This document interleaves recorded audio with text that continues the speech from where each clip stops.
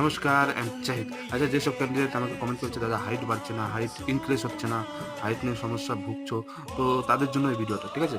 তো কিছু এক্সারসাইজের টিপস দেবো, সেই এক্সারসাইজগুলো তোমাকে ফলো করতে হবে, দেখবে ধীরে, ধীরে তোমার হাইটটা ইনক্রিজ হয়ে গেছে, ঠিক আছে? সকালবেলা থেকে স্টার্ট করতে হবে।